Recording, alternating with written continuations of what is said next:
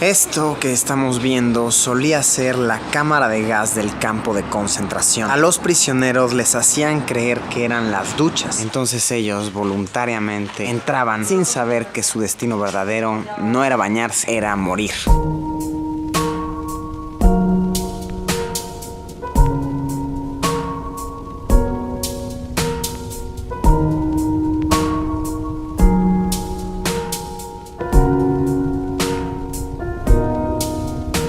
Hola amigos, un día más en Berlín, Alemania, y para hoy tenemos un plan que me resulta intrigante. Hoy iremos a conocer Sachsenhausen, que fue un campo de concentración durante el periodo de la Segunda Guerra Mundial. Es bien sabido que los nazis durante esta época se dedicaron a construir campos en los cuales hacían prisioneros y exterminaban a aquellos que consideraban sus enemigos. No solamente a judíos, sino también gitanos, homosexuales, opositores políticos, posteriormente testigos de Jehová. Pues hoy iremos a conocer uno. Esta seguramente será una experiencia en la cual aprenderemos muchísimo y en la cual intentaremos ser lo más empáticos y respetuosos posibles. Acompáñenme.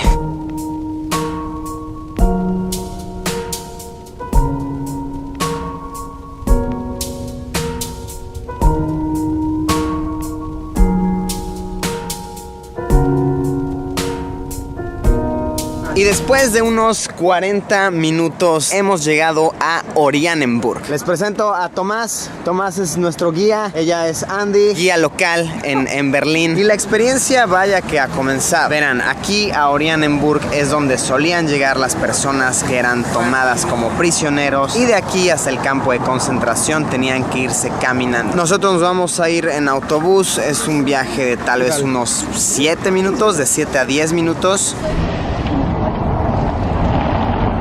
Nos encontramos ya en la entrada del campo de concentración y quiero que observemos estas casas que están a mis espaldas. Estas casas solían ser los hogares de los guardias del campo de concentración. En estas los guardias vivían junto con su familia e intentaban llevar una vida lo más normal posible. ¿Se imaginan eso? Aquí estaban familias compartiendo momentos felices, intentando llevar una vida normal, y escasos metros adelante estaban personas pasándolo de lo más terrible, siendo prisioneros de este campo de concentración. ¡Wow! ¡Qué tremendo contraste a tan pocos metros de distancia! Debo recalcar, debo hacer un énfasis en que este lugar que estamos visitando solía ser un campo de concentración y no uno de exterminio. Aquí les va la diferencia. Aunque en ambos claramente morían un número de personas masivo, los campos de exterminio eran, como lo suena, únicamente para exterminarlas. A los campos de exterminio eran llevadas personas directamente que no podían trabajar, que no podían ser explotadas. Podían ser mujeres embarazadas, mujeres que no se quisieron separar de sus bebés, personas con cualquier tipo de discapacidad. Si no podías ser explotado, si no te podían sacar algún provecho, eras mandado directo al campo de exterminio. No había una escapatoria. Y si estabas en buen estado, tenías buena salud, tenías fuerza, podías trabajar, eras llevado a un campo de concentración donde te ponían a hacer diversos trabajos. Este Sachsenhausen es un campo de concentración. Aquí venía la gente a trabajar. Obviamente también morían muchísimas personas, pero los asesinatos no eran tan industrializados como en los campos de exterminio. Mientras avance el video iremos abarcando más este punto, pero me parece importante que lo tengamos en mente, que estemos en ese contexto antes de adentrarnos.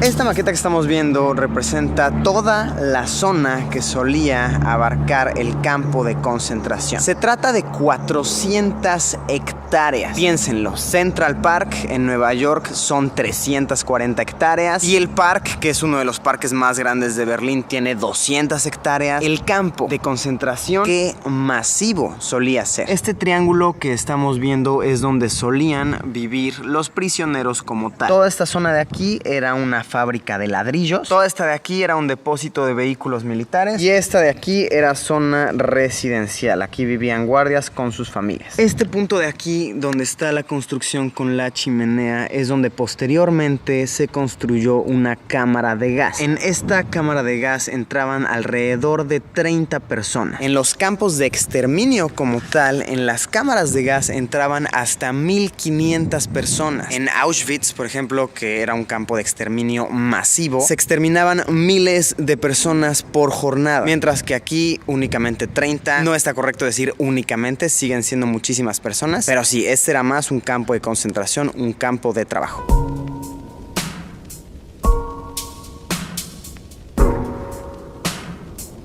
Ahorita estamos pasando por una zona que eran cuarteles de la SS. Actualmente siguen siendo cuarteles en los cuales se entrenan policías. Y chequen ese letrero de ahí. Lo que se dice ahí es que la policía se compromete a no cometer los errores que en aquellas épocas llegó a cometer. Este de aquí es un casino donde los guardias solían armar fiestas, otro tipo de distracciones. Me imagino que de cierta manera lo consideraban necesario para olvidarse de las atrocidades que estaban cometiendo todos los días. Esa de ahí es la torre de vigilancia principal. Esta de aquí solía ser la casa del comandante encargado de todo este campo. Y esto de aquí, toda esta inmensidad, son los pabellones donde solían ser internados los prisioneros. En el interior de la torre de vigilancia se exponen algunas fotos reales de aquella época, así como también dibujos que solían realizar aquellos prisioneros que eventualmente eran liberados. Esto con la finalidad de contar a la gente lo que realmente sucedía en los campos de concentración. De hecho, la mayoría de las fotos no muestran acciones tan terribles como las que muestran los dibujos. Están expuestas también algunas de las cartas que mandaban los prisioneros a sus familias, en los cuales les cuentan que está todo bien, que si muere gente aquí es únicamente por enfermedad. Esto es porque antes de enviar las cartas que los prisioneros solían escribir, las revisaban para asegurarse de que no estuvieran diciendo nada de lo que verdaderamente pasaba aquí. En la entrada de todos los campos de concentración está la frase Arbeit macht frei, que significa el trabajo libera. Esto puesto como si fuera algún tipo de motivación hacia los prisioneros. Y por aquí, todos estos de aquí, alambres con púas que en adición a ello solían estar electrificados. Hay diversas historias que cuentan sobre prisioneros que se solían suicidar aventándose a propósito a la reja eléctrica. Cuando los soldados veían que los prisioneros estaban por hacer esto, no les disparaban, pues preferían que sus muertes fueran lo más dolorosas posible. Y alrededor de toda esta pista, algunos de los prisioneros eran seleccionados para hacer el trabajo de probar calidad de zapatos. Básicamente lo que hacían es que les ponían unos zapatos que algún cliente, alguna fábrica quisiera probar, y los ponían a caminar alrededor del campo cerca de 40 kilómetros diarios. Y después de eso, gente usaba calzado por el cual esclavos habían literalmente muerto.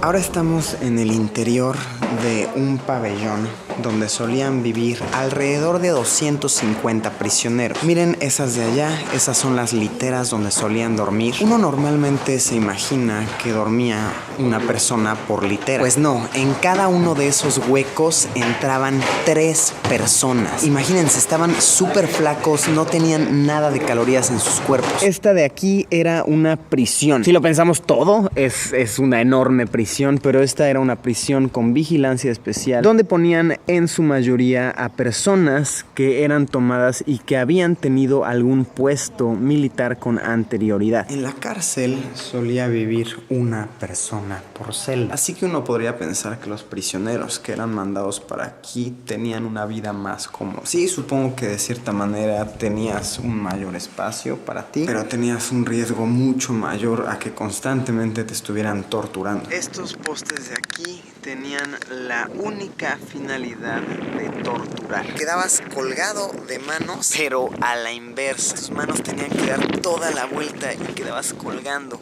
de esta manera.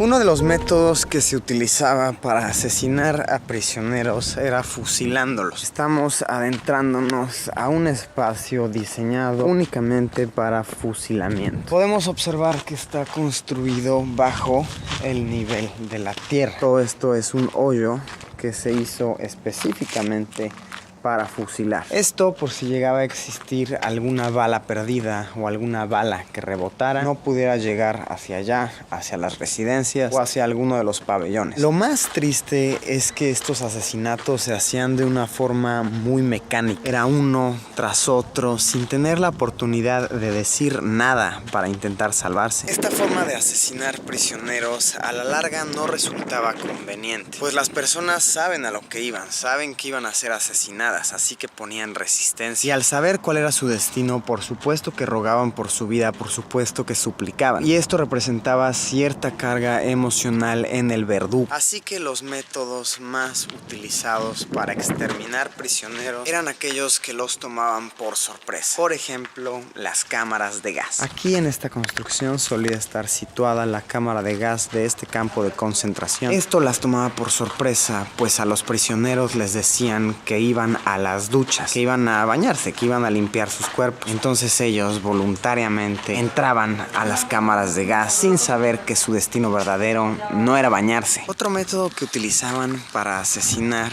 es que te decían que tenías que ir al doctor. Utilizaban unos artefactos que parecían para medir tu estatura. Te ponían la tablita arriba de tu cabeza, pero había alguien en una habitación junto que ponía su pistola en el hueco que podemos ver en el artefacto, veía dónde estaba tu cabeza y te daba un balazo, te agarraba por sorpresa. Después de eso desaparecían tu cuerpo, lo quemaban en estos hornos que estaban aquí, pero antes de quemar tu cuerpo lo llevaban a algún lugar de esta zona y veían si tenías algún diente de oro o algo que les pudiera servir. Cuando tu cuerpo era convertido en cenizas, muy posiblemente era utilizado como abono, siempre intentando explotar tu cuerpo al máximo.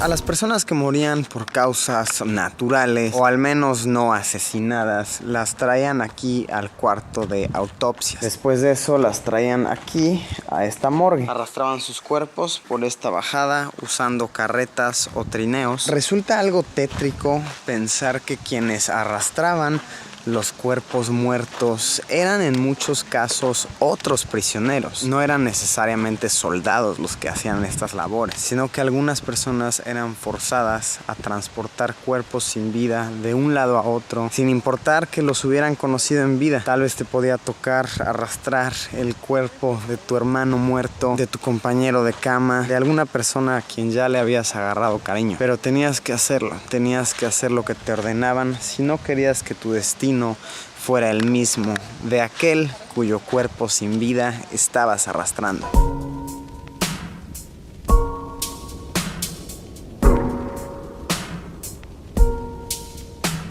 Siempre resulta impactante conocer los actos que por discriminación el ser humano ha cometido. Lo triste es que la discriminación por nacionalidad, por raza, creencias y preferencia sexual sigue existiendo en diferentes niveles. Pienso que la tolerancia y el respeto mutuo son clave para que este planeta funcione y que está en nosotros asegurar que la sociedad alcance esa paz que tanto anhelamos.